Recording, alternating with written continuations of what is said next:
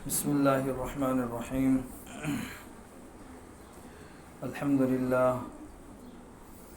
لله نحمده ونستعينه ونستغفره ونؤمن به ونتوكل عليه ونعوذ بالله من شرور أنفسنا ومن سيئات أعمالنا. من يهده الله فلا مضل له ومن يضلله فلا هادي له ونشهد أن لا إله إلا الله وحده لا شريك له ونشهد أن سيدنا ومولانا محمدا عبده ورسوله صلى الله عليه وعلى آله وصحبه.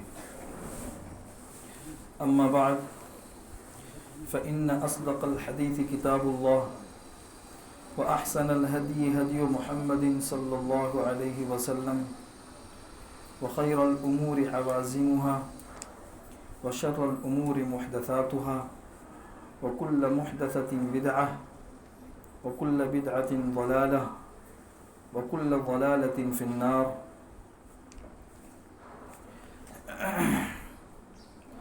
هذا السند العالي للجامع الصحيح المسند المختصر من أمور رسول الله صلى الله عليه وسلم وسننه وأيامه من العبد الضعيف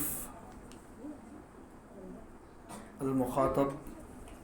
يقول العبد الضعيف حذيفة ابن الشيخ يونس ابن الشيخ عمر البالنبوري حدثني الشيخ نصير أحمد خان الموقر رئيس المدرسين بالجامعة الإسلامية دار العلوم بديوبند المجلد الثاني من البخاري. وحدثني الشيخ عبد الحق العزمي الموقر شيخ الحديث بالجامعة الإسلامية دار العلوم بديوبند المجلد الثاني من البخاري قال حدثنا الشيخ حسين أحمد المدني قال حدثنا الشيخ محمود حسن الديوبندي المعروف بشيخ الهند قال حدثنا الشيخ محمد قاسم النانوتوي قال حدثنا الشاه عبد الغني المجددي قال حدثنا الشاه محمد إسحاق الدهلوي قال حدثنا الشاه عبد العزيز المحدث الدهلوي قال حدثنا مسند الهند محمد أحمد الشهير بولي الله بن عبد الرحمن الفلتي ثم الدهلوي قال حدثنا الشيخ أبو طاهر محمد ابن إبراهيم المدني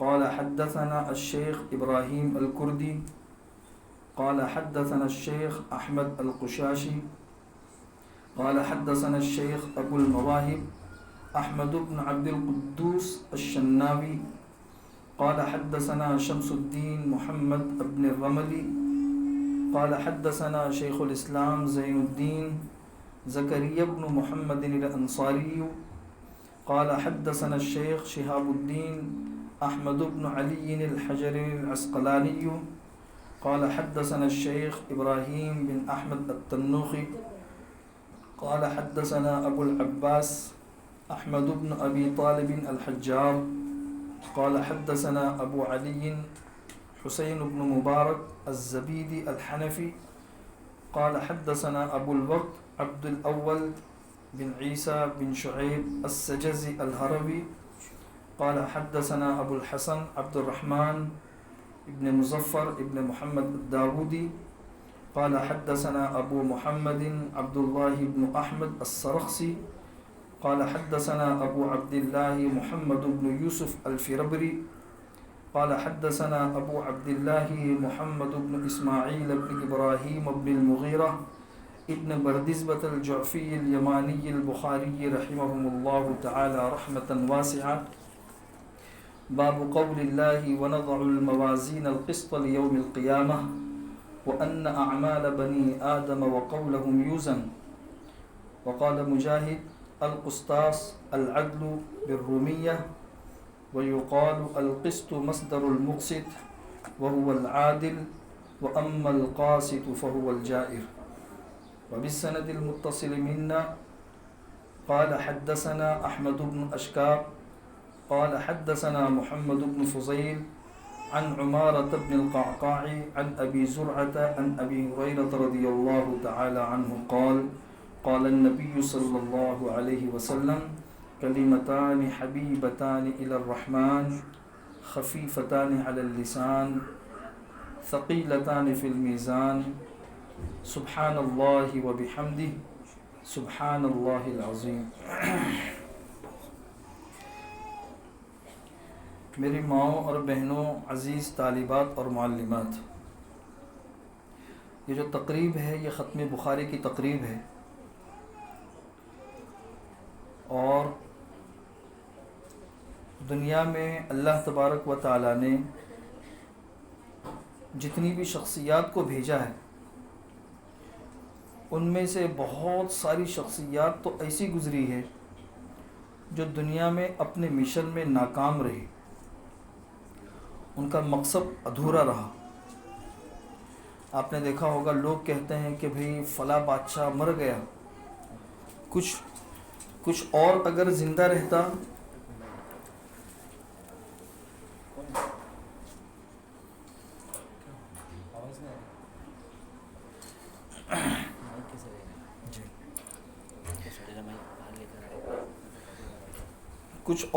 وہ زندہ رہتا تو بہت سے علاقے اور فتح کر لیتا۔ مطلب یہ ہے کہ اس کے سوانح لکھنے والوں نے خود اس بات کا اقرار کر لیا کہ وہ اپنے مشن میں کامیاب نہیں رہا، ادھورا مشن چھوڑ کر چلا گیا۔ آپ نے دیکھا ہوگا لوگ کسی کا بھی انتقال ہوتا ہے تو وہ کہتے ہیں کہ زندگی نے وفا نہیں کی، کاش اس کو اور زندگی ملی ہوتی تو وہ اور کتابیں لکھ لیتا اور علوم اس کے ہاتھ سے لوگوں تک پہنچتے، لیکن اس کا کام ادھورا رہا۔ بہت سے شاعر گزرے ہیں، ان کے بارے میں لوگ کہتے ہیں کہ دیکھو بھائی یہ پورا اپنا کام نہیں کر پایا، کاش اگر اس کی زندگی نے وفا کی ہوتی تو اور کچھ اچھے اشعار دنیا والوں کو سننے کے لیے مل جاتے۔ اس کے علاوہ بہت سے ایسے لوگ گزرے ہیں، بہت سے ایسے لوگ اور بھی گزرے ہیں، لیکن پوری تاریخ میں حضور اکرم صلی اللہ علیہ وسلم کی ایک واحد ایسی شخصیت ہے کہ حضور اکرم صلی اللہ علیہ وسلم اپنے مشن میں کامیاب رہے، اپنے مقصد کو پورا کیا، اور جس مقصد کے لیے ان کو بھیجا گیا تھا بالکل صحیح طریقے سے اس مقصد کے اندر وہ پورے اترے۔ چنانچہ آپ لوگوں کو پتہ ہے کہ حجۃ الوداع کے موقع پر حضور اکرم صلی اللہ علیہ وسلم نے صحابہ کرام کا جتنا مجمع سامنے تھا ان کے سامنے پوچھا کہ الا هل بلغت، تم لوگ یہ بتاؤ کہ کیا میں نے اللہ کی بات پہنچا دی؟ تو سب صحابہ کرام نے ارشاد فرمایا قد بلغت الرسالہ وادیت الامانہ ونصحت الامہ، اے اللہ کے نبی آپ نے اللہ کے پیغامات پہنچا دیے اور امانت داری کے ساتھ میں پہنچا ہے، امت کی خیر خواہی کی۔ جب صحابہ کرام نے یہ گواہی دے دی پورے مجمع نے، تو حضور اکرم صلی اللہ علیہ وسلم نے آسمان کی طرف اشارہ کر کے ارشاد فرمایا اللہم فاشہد، اے اللہ تو گواہ رہنا، اے اللہ تو گواہ رہنا، اللہم فاشہد، اے اللہ تو گواہ رہنا۔ 3 مرتبہ آسمان کی طرف اشارہ کر کے حضور اکرم صلی اللہ علیہ وسلم نے اللہ سے کہا کہ اللہ اتنی بڑی جماعت گواہی دے رہی ہے کہ میں نے اپنے مشن کو پورا کر دیا ہے۔ تو یہ حضور اکرم صلی اللہ علیہ وسلم ہی کی شخصیت ہے کہ حضور اکرم صلی اللہ علیہ وسلم نے اپنے مشن کو اس زمین کے اوپر پورا کیا، اپنے مقصد کو پورا کیا۔ چنانچہ حضور اکرم صلی اللہ علیہ وسلم ہی کی شخصیت ہے کہ آپ صلی اللہ علیہ وسلم کی ایک چیزیں محفوظ ہیں، ایک چیزیں، کسی نبی کے بارے میں بھی اتنی وضاحت اور اتنی تفصیل کے ساتھ میں اس کی زندگی محفوظ نہیں ہے۔ آج اگر نصرانیوں سے پوچھو حضرت عیسیٰ علیہ السلام کی زندگی سے متعلق تو کچھ مختصر سی چیزیں ان کو پتہ ہو کہ اس کے علاوہ تفصیل احوال ان کے سامنے نہیں ہے، سب ضائع ہو گئے۔ آج یہودیوں سے پوچھو حضرت موسیٰ علیہ السلام کے بارے میں تو ان کو کچھ چیزوں کے علاوہ کچھ نہیں پتہ ہوگا۔ حضور اکرم صلی اللہ علیہ وسلم کی زندگی کتنی محفوظ ہے کہ حضور اکرم صلی اللہ علیہ وسلم کی داڑھی میں کتنے بال سفید ہوئے تھے وہ بھی کتابوں میں لکھے ہوئے ہیں. سر کے بالوں میں کتنی سفیدی تھی وہ بھی لکھی ہوئی ہے.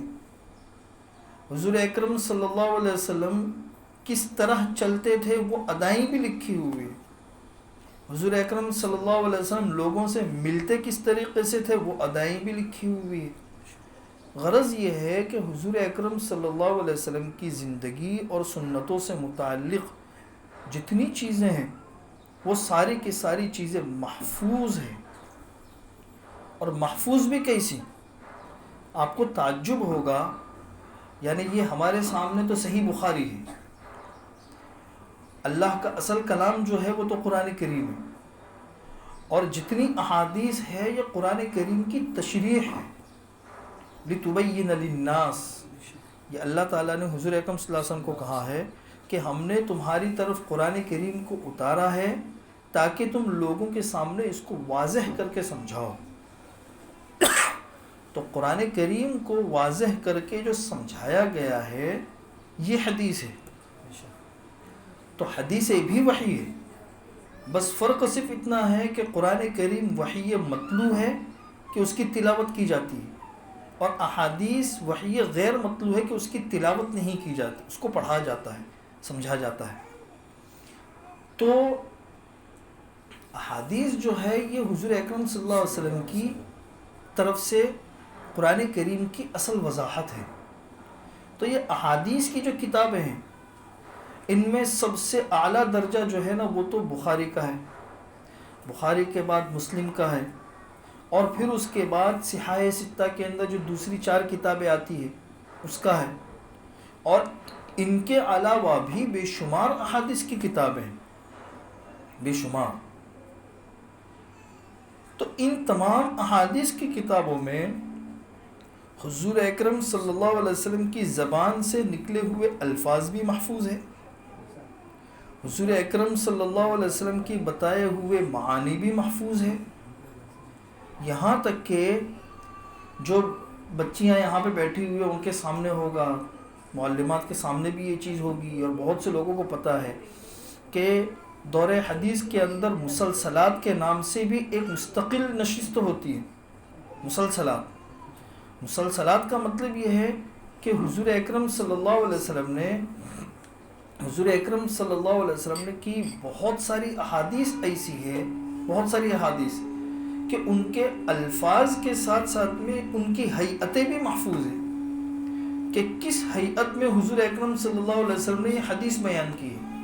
کیفیات آپ تصور کریں کہ 14 صدیاں گزر گئی اور اتنا لمبا عرصہ گزر گیا، اور اتنے لمبے عرصے کے اندر حضور اکرم صلی اللہ علیہ وسلم کی طرف سے آنے والی بہت ساری روایات کی ہیئتیں بھی منقول ہیں. ہیئتوں کے منقول ہونے کا مطلب کیا ہے، جیسے میں آپ کو سمجھاؤں اس سے آپ کو اندازہ لگے گا. جیسے حدیث مسلسل بالمصافحہ ہے، شاہ ولی اللہ صاحب رحمۃ اللہ علیہ نے مستقل اس کے اوپر ایک کتاب لکھی ہے الدر الثمین کے نام سے. اس میں تمام مسلسلات کو بیان کی ہے انہوں نے. ایک حدیث مسلسل بالمصافحہ کہ ایک صحابی سے حضور اکرم صلی اللہ علیہ وسلم نے مصافحہ کیا، حضرت انس رضی اللہ تعالیٰ عنہ سے. پھر حضرت انس رضی اللہ تعالیٰ عنہ نے اپنے زمانے میں کسی تابعی سے مصافحہ کر کے پھر ان کو اجازت دی کہ دیکھو حضور اکرم صلی اللہ علیہ وسلم نے میرے سے مصافحہ اس طریقے سے کیا کہ حضور اکرم صلی اللہ علیہ وسلم کا ہاتھ میرے ہاتھ پر تھا، اور حضور اکرم صلی اللہ علیہ وسلم نے میرے سے مصافحہ کیا. پھر حضرت انس نے کسی تابعی سے اس طرح کیا، اس تابعی نے تابعی سے کیا، اور آج تک وہ ساری کی ساری حدیثیں اس کیفیت کے ساتھ میں منقول ہے. بعض مشائخ اس کی اجازت دیتے ہیں اپنے طلباء کو، ان سے مصافحہ کر کے کہ دیکھو بھی یہ حدیث مسلسل بالمصافحہ ہے.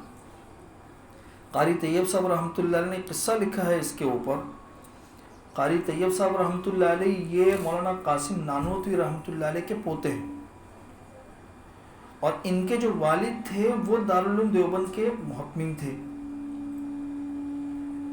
تو قاری طیب صاحب رحمۃ اللہ علیہ کہتے ہیں کہ ہم جب مشکات پڑھتے تھے تو مشکات میں وہ روایت آئی نوحہ کی. نوحہ زمانے جاہلیت میں یہ دستور تھا کہ جب کسی شخص کا انتقال ہوتا تھا تو وہ انتقال کے وقت میں وصیت کر کے جاتا تھا کہ دیکھو بھائی اگر میں مر جاؤں تو 6 مہینے تک نوحہ کرنا میرے اوپر. 6 مہینے تک رونا پیٹنا، میری تعریفیں بیان کرنا، 6 مہینہ 1 سال وصیت کر کے جاتا تھا. کیونکہ اب اس کا انتقال ہو گیا، اب اگر کوئی رونے والا نہیں ہے تو ظاہر سی بات ہے کہ لوگ کہیں گے کوئی بڑا آدمی نہیں تھا، اس کے جانے پہ کوئی رویا ہی نہیں، 1-2 دن رو کر لوگ بھول گئے. اچھا اگر انسان روتا بھی رہے تو خامخواہ کا آنسو کہاں سے لے کر آئے؟ بھئی اگر واقعی دل میں محبت ہے تب تو آنکھوں میں آنسو آئیں گے، اور اگر دل میں محبت نہیں ہے تو خامخواہ انسان آنسو کہاں سے لے کر آئے گا؟ اب جب وصیت کر کے گیا ہے تو کم سے کم 6 مہینے تک تو گاڑی کھینچنی ہے نوحہ کی، رونے کی، تاکہ لوگوں کو پتہ چلے کہ ہمارا یہ انسان کتنا سخی تھا، کتنا بہادر تھا، کتنے بڑے بڑے کارنامے کر کے گیا ہے. تو زمانے جاہلیت میں دستور یہ تھا کہ لوگوں نے نوحہ ماتم اور رونے کے لیے عورتوں کو کرائے پہ رکھا ہوا تھا، کیونکہ ظاہر سی بات ہے کہ عورتوں کے آنسو جو ہے نا وہ آنکھ سے زیادہ قریب ہوتے ہیں، اور عورتوں کا ہتھیار ہی آنسو ہوتے ہیں. مردوں کا ہتھیار جو ہے نا وہ غصہ ہوتا ہے، اور عورتوں کا ہتھیار جو ہے نا وہ آنسو ہوتے ہیں. بس معمولی کوئی چیز ہوگی ٹپ ٹپ آنسو بہانے شروع. اب ظاہر سی بات ہے اس آنسو کی رو کے اندر تو ہر ایک کو بہنا ہے، چاہے کتنے ہی بڑا بہادر ہو. تو عورتوں کے آنسو بڑے قریب ہوتے ہیں، تو وہ کرائے پر جو تھے نا وہ عورتوں کو رکھتے تھے. اب ان عورتوں کا کام کیا ہوتا تھا؟ عورتوں کا کام یہ ہوتا تھا کہ ان کو تو خیر رونے کے پیسے ملتے تھے، تو گھر میں بیٹھی ہوئی ہے، اچھا خاصا پان بھی کھا رہی ہے، باتیں بھی کر رہی ہے، ہنسی مذاق بھی ہو رہی ہے. اب اس مرنے والے کے گھر میں اگر کوئی تعزیت کرنے کے لیے جیسے ہی آیا ویسے ہی ان کی ہنسی جو ہے نا وہ رونے کے اندر بدل جاتی تھی. وہ سر پیٹنا شروع کر دیتی تھی، آنکھوں سے آنسو بہانا شروع کر دیتی تھی، اور کہتی تھی واہ جبلا، واہ جبلا، کتنا بڑا پہاڑ تھا، کتنا بڑا سخی تھا. پھر راں راں کر کے رونا شروع کر دیتی تھی، راں راں یہ کر کے رونا شروع کر دیتی تھی. تو قاری طیب صاحب رحمۃ اللہ علیہ نے کہا کہ میرے دل کے اندر آیا کہ بھائی بس رونا شروع کر دیتی تھی، اتنا کہنا کافی تھا. ابا جان نے تو رونے کی الفاظ بھی نقل کر دیے کہ بے را را یہ کہہ کر اس نے رونا شروع کر دیا عورتوں نے، تو یہ کہنے کی کیا ضرورت تھی؟ تو ان کے والد صاحب نے کہا کہ دیکھو یہ آپ کا اشکال صحیح ہے. ہم نے جب یہ روایت پڑھی مولانا گنگوہی رحمۃ اللہ علیہ کے پاس، اور مولانا گنگوہی رحمۃ اللہ علیہ نے جب اس حدیث کو نقل کیا تو اس حدیث کو نقل کر کے انہوں نے بھی رونے کے لیے را را کا لفظ استعمال کر کے ہم کو بتایا. تو ہم نے یہی بات پوچھی حضرت گنگوہی رحمۃ اللہ علیہ سے. تو حضرت گنگوہی رحمۃ اللہ علیہ نے کہا کہ ہم نے حدیث پڑھی ہے شاہ عبد الغنی صاحب رحمۃ اللہ علیہ کے پاس، انہوں نے بھی اس حدیث کے اندر جب اس حدیث کو نقل کیا تو را را کہہ کر رونے کی اس اسٹائل کو بیان کیا، اس کیفیت کو ان الفاظ میں. اور شاہ عبد الغنی صاحب نے کہا کہ میں نے حدیث پڑھی ہے شاہ اسحاق کے پاس، انہوں نے بھی اس حدیث کو نقل کرنے کے وقت میں یہی لفظ کہہ کر رونے کے ایک کیفیت کو واضح کیا. اس طریقے سے یہ چیز حضور اکرم صلی اللہ علیہ وسلم تک پہنچی. مطلب حضور اکرم صلی اللہ علیہ وسلم سے جس صحابی نے یہ حدیث کو نقل کیا، انہوں نے عورتوں کے اس زمانے کی نوحہ کی کیفیت کو بیان کرنے کے لیے راں راں کا لفظ استعمال کر کے بیان کیا. اس صحابی سے جس تابعی نے نقل کیا اس نے اسی کیفیت کے ساتھ نقل کیا. اس تابعی سے جس تابعی نے نقل کیا اس کیفیت کے ساتھ میں نقل کیا، اور اس کیفیت کے ساتھ میں ہوتے ہوتے یہ نوحہ والی روایت یہاں تک پہنچی.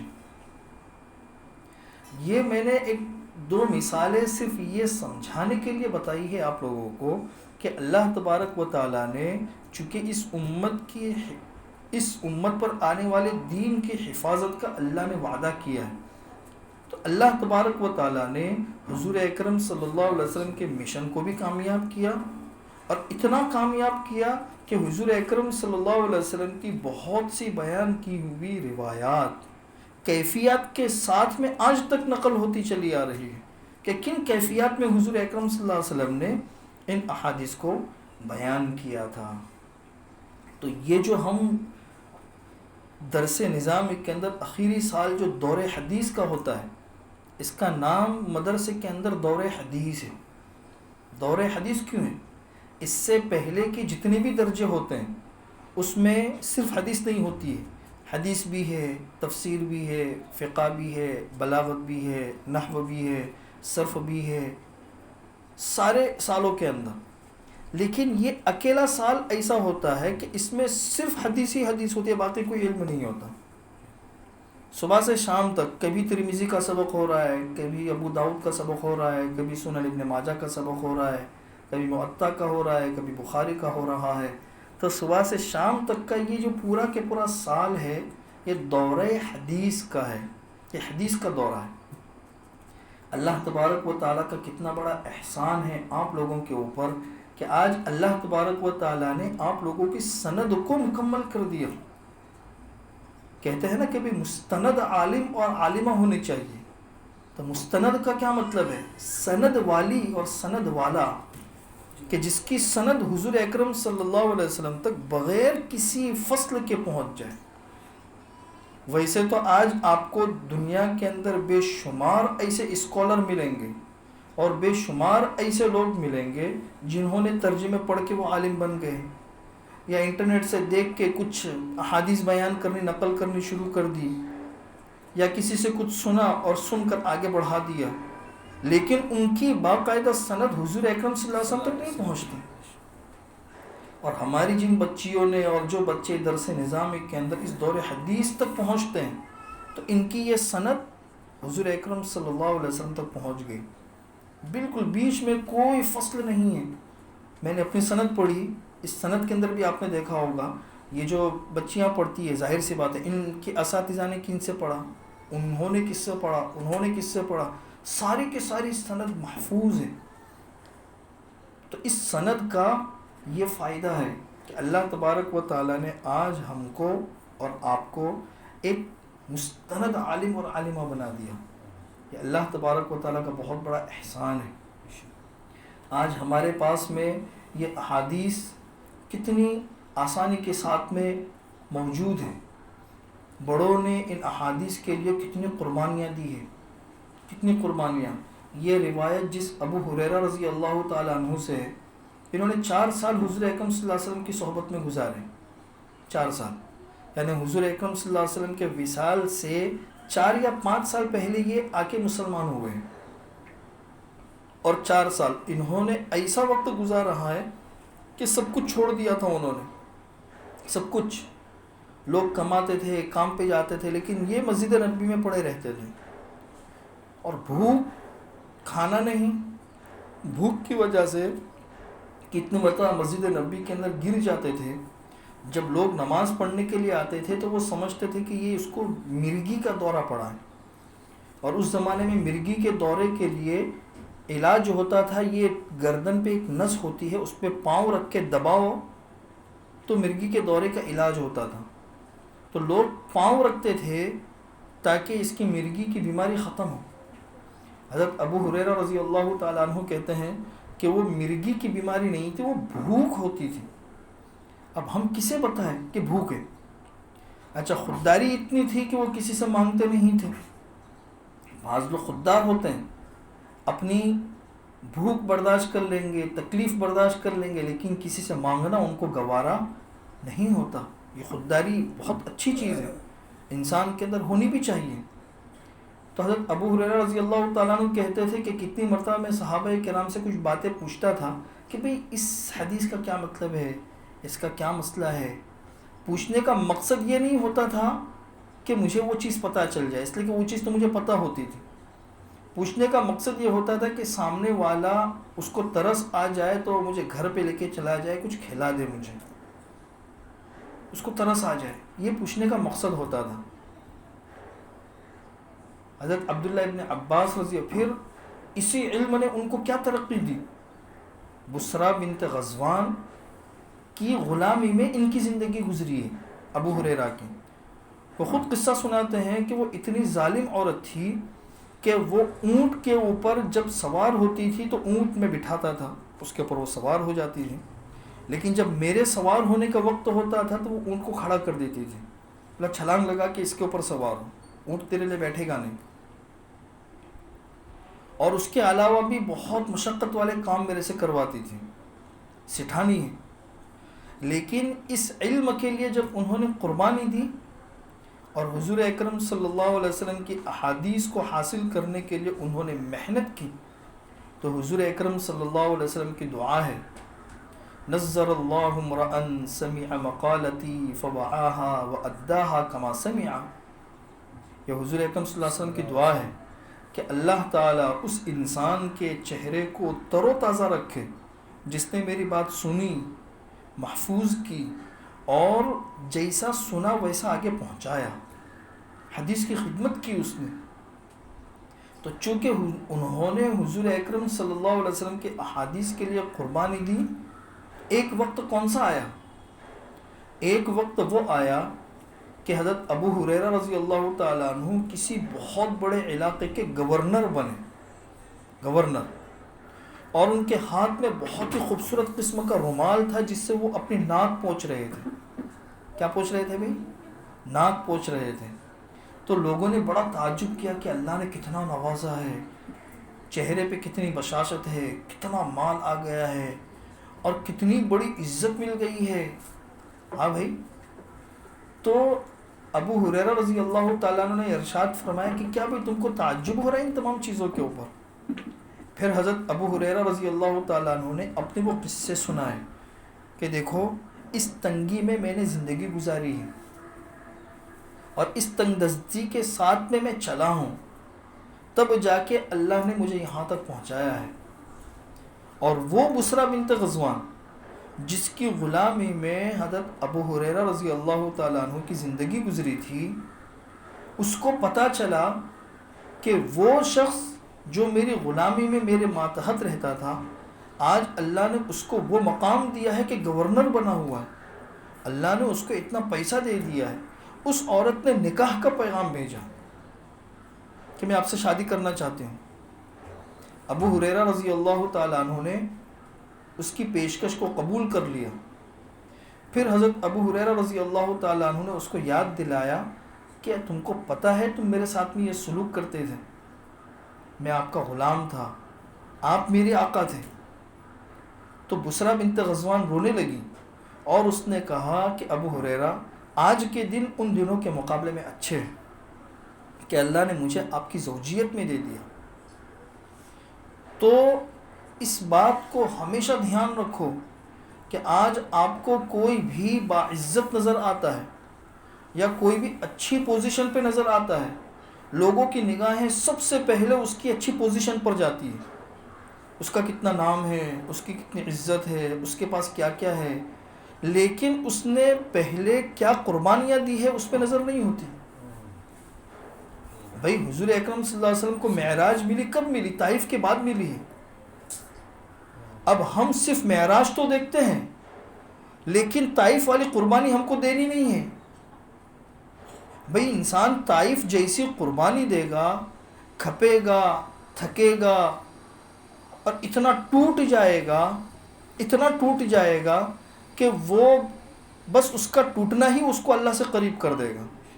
جب تک انسان ٹوٹے گا نہیں تب تک اللہ سے قریب نہیں ہو سکتا ہے۔ علامہ اقبال نے کہا ہے نا، تیرا آئینہ ہے وہ آئینہ جو ٹوٹے تو عزیز تر ہے نگاہ آئینہ ساز میں۔ انسان اپنے آئینوں کو سنبھال کے رکھتا ہے، اپنے دل کو سنبھال کے رکھتا ہے، یہ دل کہیں ٹوٹ نہ جائے، لیکن یہ دل ایسا آئینہ ہے کہ ٹوٹنے کے بعد ہی اللہ کے نزدیک عزیز بنتا ہے۔ ہاں، اس لیے معمولی مت سمجھو. اسی لیے کہتے ہیں جو انسان علم والے راستے کی ذلت برداشت نہیں کرے گا وہ علم والے عزت کو کبھی حاصل نہیں کر سکتا. جی، جو ذلت کو برداشت نہیں کرے گا وہ کبھی بھی عزت کی منزلوں تک نہیں پہنچ سکتا. عبداللہ ابن عباس رضی اللہ تعالیٰ عنہ یہ شہزادے تھے. شہزادے مطلب کیسے شہزادے؟ حضور اکرم صلی اللہ علیہ وسلم کے چچا زاد بھائی ہیں. حضور اکرم صلی اللہ علیہ وسلم کے چچا زاد بھائی ہیں. قریش کے کتنے بڑے انسان ہیں. اب ظاہر سی بات ہے کسی بزرگ کا کوئی بیٹا ہو، بھائی ہو، انسان کتنی رسپیکٹ کے ساتھ اس کو دیکھتا ہے. یہ تو حضور اکرم صلی اللہ علیہ وسلم کے چچا زاد بھائی ہیں. جب حضور اکرم صلی اللہ علیہ وسلم کا انتقال ہوا تو 10 سال کے قریب ان کی عمر تھی، 10-12 سال کے قریب. تو جب حضور اکرم صلی اللہ علیہ وسلم کا انتقال ہوا تو انہوں نے سوچا کہ بھائی ابھی کیونکہ اتنی چھوٹی عمر تھی، حضور اکرم صلی اللہ علیہ وسلم کا وصال ہو گیا. اتنی چھوٹی عمر میں اتنا شعور نہیں ہوتا کہ انسان استفادہ کر سکے. تو وہ زیادہ استفادہ حضور اکرم صلی اللہ علیہ وسلم کے احادیث سے نہیں کر سکے تھے. تو ان کے دل میں یہ بات آئی کہ ابھی حضور اکرم صلی اللہ علیہ وسلم کے تربیت یافتہ بہت سارے صحابہ کرام موجود ہیں، تو مجھے ان کے پاس میں جا کے حدیث کا علم حاصل کرنا چاہیے. یہ لوگ بھی چلے جائیں گے تو ہم کس سے حاصل کریں گے؟ تو انہوں نے اپنے ایک دوست سے اس کا تذکرہ کیا، اپنے دوست سے، اور تذکرہ یہ کیا کہ چلو ہم چلتے ہیں اور فلاں صحابی کے پاس جا کے کچھ احادیث حاصل کرتے ہیں، فلاں کے پاس جا کے حاصل کرتے ہیں، فلاں کے پاس جا کے حاصل کرتے ہیں. تو اس دوست نے کہا جب میں 2 سال پہلے عمرہ کرنے کے لیے گیا تھا تو مسجد نبوی کے اندر جو کتب خانہ ہے، میرا شروع سے کتابوں کا شوق رہا ہے. جہاں پر بھی جاتا ہوں سب سے پہلے یا تو کتب خانے میں گھستا ہوں یا کوئی دارالمطالعہ ہے وہاں پہ گھستا ہوں، اور کوئی نہ کوئی کتاب لے کے پڑھنے چاہیے مجھے، یہ میری خوراک ہے، اس کے بغیر پریشان ہو جاتا ہوں. تو وہاں گھس گیا میں نے کہا اٹھاؤں کوئی کتاب. اس میں یہ قصہ مجھے ملا مخطوطات کے اندر لکھا ہوا، مخطوطات ہوتے ہیں نا. تو عبداللہ ابن عباس نے اپنے دوست سے کہا کہ چلو ہم چلتے ہیں. تو اس کے دوست نے کہا کہ بھائی کیا ضرورت ہے، آج اس وقت میں اس روئے زمین کے اوپر حضور اکرم صلی اللہ علیہ وسلم کے 1 لاکھ سے زیادہ صحابہ کرام، بڑی بڑی عمر کے، بڑی بڑی قربانیاں دینے والے اور بڑے بڑے لوگ موجود ہیں. تم علم حاصل کر کے کیا کرو گے؟ لوگ تو سارے ان کے پاس ہی لپکیں گے، تمہارے پاس میں کون آئے گا؟ لوگ لپکیں گے کس کی طرف؟ ان کی طرف ہی لپکیں گے، سب جائیں گے ان کے پاس میں ہی، تمہارے پاس آئے گا کون؟ تو وہ تو یہ سوچ کے میرے سے الگ ہو گیا. انسان پہ ایک یہ بھی ہوتا ہے نا، بھائی ہم کو کوئی پوچھتا نہیں ہے، ہم کو کوئی بھاؤ نہیں دیتا ہے، تو ہم کیا کریں کام کر کے؟ نہیں. حضرت مفتی محمود الحسن صاحب گنگوئی رحمۃ اللہ علیہ کہتے ہیں بھئی ہمیں اللہ کے لیے کرنا ہے، ہم تو درخت کے نیچے بیٹھ کے بھی اپنا کام کر لیں گے. ہمیں اپنی مقام نہیں بنانا، ہمیں اپنی حیثیت بھی نہیں بنانی. یہ میں آپ لوگوں کو نصیحت کرتا ہوں، آپ لوگوں کو نصیحت کرتا ہوں. جب ہم لوگ دور حدیث میں تھے، ہمارا آخری درس تھا، تو ہمارے استاد مفتی سعید صاحب پالن پوری رحمۃ اللہ علیہ، انہوں نے یہ کہا تھا کہ آج تم لوگ بڑے درخت کے نیچے ہو، اس لیے بظاہر تمہارا کوئی مقام نظر نہیں آ رہا ہے، لیکن یہاں سے فارغ ہو کر جب تم اپنے اپنے علاقے میں جاؤ گے تو وہاں خود تمہارا درخت ہوگا، اس درخت کی اپنی ویلیو ہوگی. اس لیے کبھی بھی ہم یہ نہ سوچیں کہ بھئی ہمارا تو کوئی مقام نہیں، کوئی پوچھتا نہیں. ہمیں کرنا ہے کام اللہ کے لیے، ہمیں کرنا ہے کام اپنی اصلاح کے لیے، اور ہمیں کرنا ہے کام حضور اکرم صلی اللہ علیہ وسلم کی دعائیں لینے کے لیے. تو ہمیں تو جہاں بھی موقع ملے گا وہ ہم کر لیں گے. یہ جذبہ ہوگا تو انشاءاللہ اللہ تعالیٰ آپ لوگوں سے کام بھی لے گا. بہرحال تو عبداللہ ابن عباس کا وہ جو دوست تھا وہ تو الگ ہو گیا، اور عبداللہ ابن عباس نے حدیث کا علم حاصل کرنا شروع کیا. اور کس طریقے سے حاصل کیا؟ ان کو پتہ چلتا تھا کہ فلاں صحابی کے پاس میں اتنی روایتیں ہیں، تو وہ اس کے گھر پہ پہنچ جاتے تھے. اب گھر پہ پہنچ گئے، حجاز کی دھوپ ہے، وہاں کی گرمی ہے، دوپہر کا وقت ہے، ایسے وقت میں پہنچے تو ایک شکل تو یہ ہوتی تھی کہ بھئی دروازہ کھٹکھٹایا، گھنٹی بجائی، بھئی آپ سے ملنے کے لیے آیا ہوں. نہیں، وہ ان کے دروازے کے پر بیٹھ جاتے تھے. دھول اڑ کر آتی تھی، دوپہر کی گرمی، حجاز کی گرمی، لو، ان سب کو برداشت کرتے تھے۔ پھر جب 3-4 گھنٹے کے بعد وہ صحابی باہر نکلتے تھے تو وہ دیکھتے تھے کہ بھئی عبداللہ کھڑے ہوئے، آپ کیوں آئے ہو؟ بولے میں نے سنا ہے کہ حضور اکرم صلی اللہ علیہ وسلم کی وہ روایت آپ کے پاس میں ہے، تو میں اس روایت کو سننے کے لیے آیا ہوں۔ تو وہ صحابی شرمندہ ہو کے کہتے تھے کہ آپ تو ہمارے بڑوں کے بیٹے ہو، کتنی بڑی خاندان سے آپ کا تعلق ہے، آپ نے اگر دستک دیتی ہوتی ہم اسی وقت میں نکل کے آپ کو دے دیتے علم، تو آپ کو تکلیف نہ اٹھانی پڑتی۔ عبداللہ ابن عباس کہتے ہیں کہ نہیں، میں علم حاصل کرنے کے لیے آیا ہوں تو میں اس طرح بیعت بھی نہیں کر سکتا، اپنے استاد کو اپنے مفاد کے لیے باہر نکالو، اس کے آنے کا میں انتظار کروں گا۔ دیکھو ہماری شریعت نے ہم کو ادب بھی سکھایا ہے۔ اس وقت میں معاشرے میں سب سے زیادہ جو گناہ ہے، سب سے بڑا، وہ بے ادبی ہے۔ آج ادب جو ہے نا یہ معاشرے سے ختم ہو چکا ہے۔ چھوٹے بڑوں کا اکرام، چھوٹے بڑوں کا ادب، ایک انسان معمولی سی تقریر کرنا سیکھ جاتا ہے، اس سے بڑا مولوی کوئی بھی نہیں، اس سے بڑا عالم کوئی بھی نہیں، سارے عالم ایک طرف رہ جاتے ہیں۔ اس لیے زندگی کے اندر ادب کا ہونا یہ ہمیشہ آپ کو ترقی دلائے گا، ہمیشہ ترقی دلائے گا۔ بے ادبی ہوگی، کتنا ہی سارا علم ہوگا، وہ سارا کے سارا ایک طرف رہ جائے گا۔ ادب کے ساتھ میں معمولی سا علم بھی انسان کو بہت ترقی دلا دے گا۔ حضرت تھانوی رحمۃ اللہ علیہ سے کسی نے پوچھا کہ حضرت آپ کو اللہ نے اتنا علم دیا ہے، کتنی کتابوں کا مطالعہ کیا ہوگا، کتنی کتابوں کا مطالعہ کیا ہے؟ لوگ سمجھتے ہیں کہ بھئی انسان کو علم آتا ہے کس سے؟ کتابوں کے زیادہ مطالعے سے۔ تو یہی سوچ کر اس نے سوال کیا۔ حضرت تھانوی رحمۃ اللہ علیہ نے کہا کہ بھئی میں نے صرف 4 کتابوں کا مطالعہ کیا ہے بس۔ تو وہ تعجب میں پڑ گیا کہ 4 کتابیں اور اس کے مطالعے سے آپ کو اتنا سارا علم مل گیا کہ پوری دنیا کو آپ نے سیراب کر دیا۔ بولے ہاں صرف 4 کتابیں۔ کون سی 4 کتابیں ہیں؟ حضرت تھانوی رحمۃ اللہ علیہ نے اپنے 4 اساتذہ کے نام گنا دیے کہ مولانا رشید احمد گنگوئی رحمۃ اللہ علیہ، حاجی امداد اللہ مہاجر مکی رحمۃ اللہ علیہ، مولانا یعقوب صاحب نانوتی رحمۃ اللہ علیہ، مولانا قاسم نانوتی رحمۃ اللہ علیہ۔ اپنے 4 اساتذہ کے نام گنانے کے بعد کہا کہ بس یہ 4 کتابیں میں نے پڑھی ہے اور اس سے اللہ نے مجھے علم دے دیا ہے۔ پھر حضرت تھانوی رحمۃ اللہ علیہ نے کہا کہ یہ 4 میرے اساتذہ، میرے بزرگ کہو، میرے محسن کہو، میں نے کبھی ان کا دل نہیں دکھایا، کبھی میں نے ان کی بے ادبی نہیں کی، ہمیشہ ان کا احترام کیا، ہمیشہ ان کا دل خوش رکھا، اور ہمیشہ میں نے ان کی دعائیں لی، اور ہمیشہ میں نے ان کی جوتیاں سیدھی کی ہے۔ بس اللہ تعالیٰ نے ان سے ہی مجھے علم دے دیا۔ تو آج جو بچے اور بچیاں مدرسوں میں پڑھتے ہیں نا، کتابوں کا مطالعہ تو ہے ہی اپنی جگہ پہ، لیکن اس کے ساتھ ساتھ میں اس بات کو بھی دھیان میں رکھو کہ اپنے اساتذہ کا احترام، اپنے بڑوں کا احترام، اور ان کی عزت اور ان کا ادب، ان کی خدمت، ان کی جوتیاں سیدھی کرنا، بس یہ وہ بنیادیں ہیں جس سے اللہ تعالیٰ علم منتقل کرتا ہے۔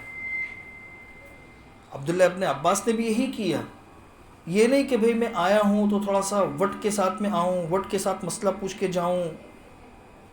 بعض لوگ تو میرے پاس تو عجیب طرح کے لوگ ٹکراتے ہیں، مجھے تو اتنے معاملات پیش آئے ہیں، اگر میں لکھتا نا میرے تجربہ تو اتنی بڑی کتاب تیار ہو جاتی، لیکن شروع میں دھیان ہی نہیں رہا مجھے کہ میں کچھ جمع کروں۔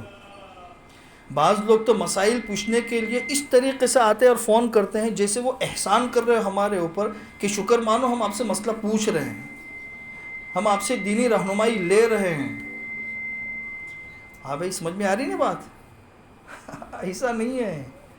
انسان کے اندر احتیاج ہو، محتاجگی ہو، اپنے کو نیچا سمجھ کر انسان علم حاصل کرے تو علم اوپر سے کچھ دیتا ہے، علم اوپر سے کچھ دیتا ہے۔ بہرحال تو عبداللہ ابن عباس نے اس طریقے سے علم حاصل کرنا شروع کیا۔ پھر عبداللہ ابن عباس کا کیا مقام بنا آپ لوگوں کو پتہ ہے کہ آج مفسر قرآن ہیں، اور پتہ نہیں کتنا بڑا ان کا صحابہ کرام کے اندر مقام ہے۔ ایک وقت وہ آیا کہ وہی لوگوں کا مرجع بن گئے۔ بھئی ظاہر سی بات ہے کہ جب بڑے جب بڑے دنیا سے چلے گئے تو جو چھوٹا علم حاصل کرتے کرتے کرتے کرتے کرتے ایک مقام تک پہنچا تھا وہی بڑا بن گیا۔ اس لیے یہ کبھی بھی ذہن میں نہ آئے کہ ہمارا تو کوئی مقام نہیں ہے، ہم کو تو کوئی پوچھتا نہیں ہے۔ جہاں بھی رہو اپنی شمع کو جلا کے رکھنا ہے، جہاں بھی رہو اپنی شمع کو اور اپنی چراغ کو جلا کے رکھنا ہے اور موت تک جلاتے رہنا ہے۔ یہاں سے فارغ ہونے کے بعد جب ہم جائیں تو یا تو کسی اچھے مدرسے کے اندر اپنے آپ کو جوائن کر لے، تو جو علم پڑھا ہے وہ باقی رہے گا، جو علم پڑھا ہے وہ باقی رہے گا۔ کسی مدرسے میں باقاعدہ جوائن نہیں ہو سکتے تو کم سے کم اپنے گھر میں ہی کوئی درس قرآن شروع کر دو، درس حدیث شروع کر دو، مسائل کا کوئی سلسلہ شروع کر دو اپنے گھر کے اندر ہی۔ آس پاس کی بے شمار آج بھی امت پیاسی ہے، آج بھی امت پیاسی ہے۔ اللہ اور اس کے رسول کی بات صحیح طریقے سے پہنچانے والا اگر کوئی مل جاتا ہے تو امت اس کے آس پاس میں جمع ہو جاتی ہے۔ اس لیے امت کو ضرورت ہے علم کی۔ اللہ تعالیٰ نے آپ کو علم دیا ہے تو اس علم سے لوگوں کو فائدہ ہونا چاہیے، اس لیے اس علم کے ساتھ میں مناسبت اخیر تک باقی رہے۔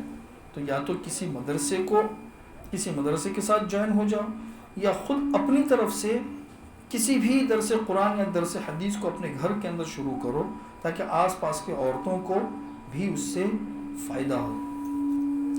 اس کے ساتھ میں یہ بخاری شریف ہے، اس کی آخری حدیث ہے۔ دیکھو امام بخاری رحمۃ اللہ علیہ کی جو بخاری ہے،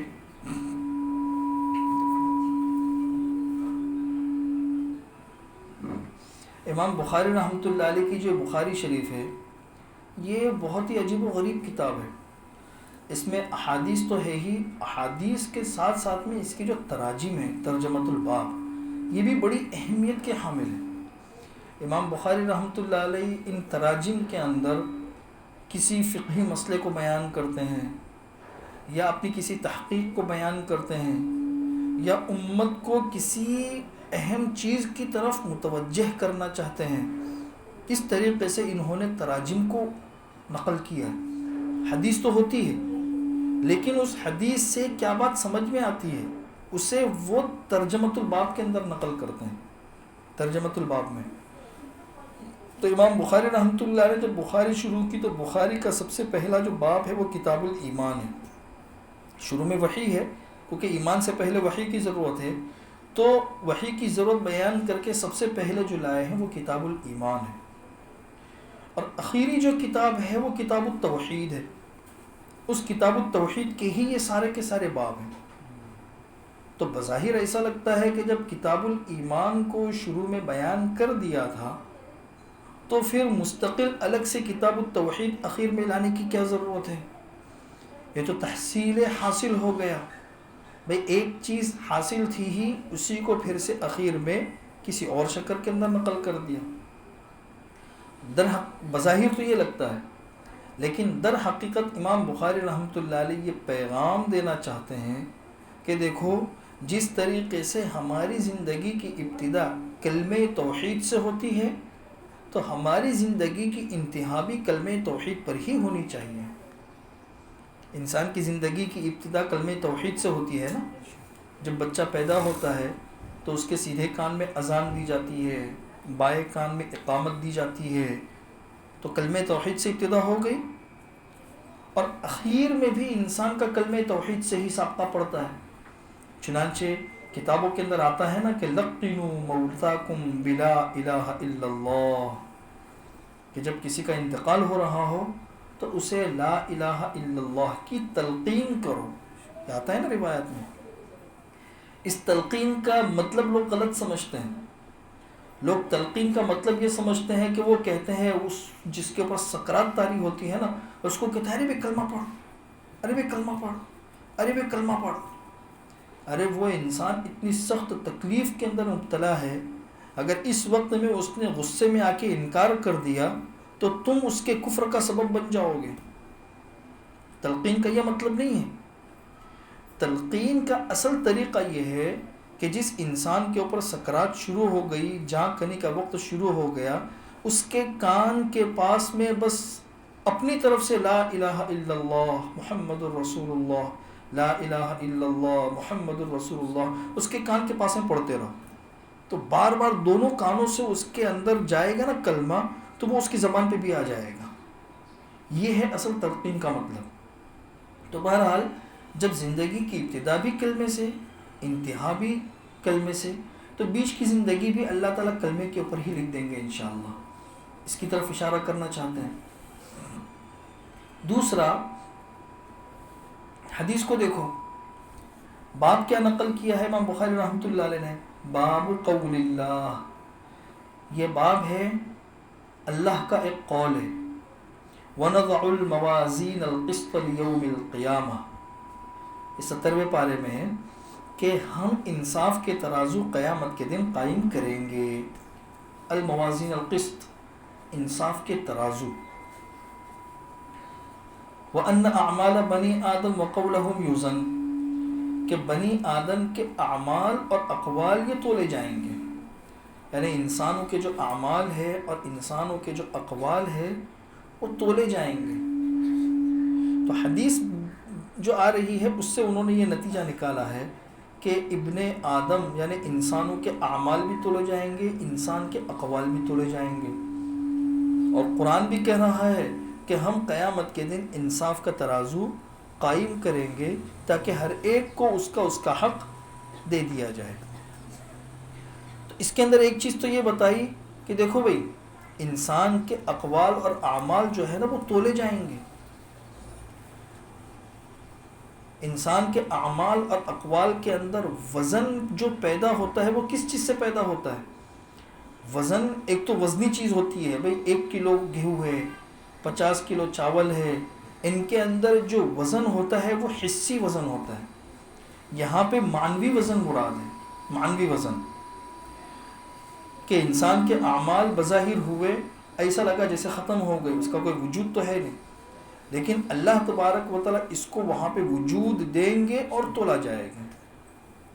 یہ مطلب ہے، جیسے حدیث کے اندر آتا ہے نا کہ ایک انسان اخلاص کے ساتھ میں ایک کھجور کی گٹلی کے برابر صدقہ کرتا ہے، اللہ تعالیٰ اسے لیتے ہیں، بڑھاتے ہیں بڑھاتے ہیں بڑھاتے ہیں، احد پہاڑ کے برابر کر کے کل قیامت کے میدان میں اسے دیں گے۔ تو یہ جو اس میں وزن آیا اور یہ جو اس کے اندر قوت پیدا ہوئی وہ اس کے اخلاص کی وجہ سے آئی۔ تو انسان کے اعمال اور اقوال میں جو وزن پیدا ہوتا ہے وہ 2 چیزوں سے پیدا ہوتا ہے، ایک صدق سے اور ایک اخلاص سے۔ صدق کا مطلب یہ ہے کہ اس کا وہ عمل اور اس کی وہ بات شریعت اور سنت سے ہٹی ہوئی نہ ہو، شریعت اور سنت کے مطابق ہو۔ اور اخلاص کا مطلب یہ ہے کہ اس نے کسی دنیاوی غرض کے لیے نہ کیا ہو بلکہ اللہ کی رضا کے لیے کیا ہو۔ تو صدق اور اخلاص سے انسان کے اعمال کے اندر کیا چیز پیدا ہوتی ہے بھائی؟ وزن پیدا ہوتا ہے۔ جیسے ایک انسان ہے، وہ مغرب کی 3 رکعت کے بجائے 4 رکعت پڑھتا ہے، ارے بھائی 3 رکعت میں تو ثواب کم ملے گا، 4 پڑھوں گا تو 1 رکعت کا ثواب زیادہ مل جائے گا۔ تو اس نے اپنی عقل لگائی اور سنت کے خلاف کیا، تو بظاہر تو اس کا عمل زیادہ ہوا لیکن در حقیقت اس کے عمل کی کوئی ویلیو نہیں، اس لیے کہ وہ سنت کے خلاف تھی۔ کسی کا انتقال ہوتا ہے تو ہمارے معاشرے کے اندر ہے نا بھائی، تیجا، 40واں، فلاں دن، ارے بھائی کیا ہو گیا اس کے اندر؟ غریبوں کو کھانا مل گیا، ہم نے قرآن خوانی کر لی، اور یہ ہو گیا وہ ہو گیا، بظاہر تو کچھ بھی نہیں۔ تو بظاہر تو کچھ بھی نہیں ہوا لیکن در حقیقت یہ ہے کہ حضور اکرم صلی اللہ علیہ وسلم کی یہ سنت نہیں ہے، اس سنت کے خلاف ہوا۔ تو بظاہر تو فائدہ ہوا لیکن در حقیقت سنت کے خلاف ہونے سے اس کا کوئی وزن نہیں ہوگا۔ ایک انسان سفر میں ہے اور شرعی اعتبار سے وہ مسافر ہے، تو مسافر کے ذمے 4 کے بجائے 2 رکعتیں ہیں۔ کتنی ہیں بھائی؟ 4 کے بجائے 2 رکعت ہے۔ امام ابو حنیفہ رحمۃ اللہ علیہ کا قول یہ ہے کہ وہ مسافر ہوتے ہوئے 2 کے بجائے 4 پڑھے گا تو ظاہر سی بات ہے اس کی وہ نماز نہیں ہوگی، اسے پھر سے قضا کرنی ہوگی۔ تو جو سنت اور شریعت کے مطابق عمل ہو اس کو کہتے ہیں صدق، اور دوسرا ہے اخلاص۔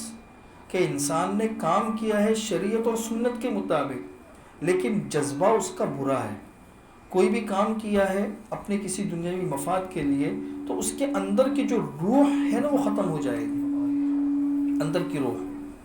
تو بہرحال اب دیکھیے اللہ تبارک و تعالیٰ کا قول وَنَضَعُ الْمَوَازِينَ الْقِسْطَ لِيَوْمِ الْقِيَامَةِ کہ ہم قیامت کے دن انصاف کے ترازو قائم کریں گے۔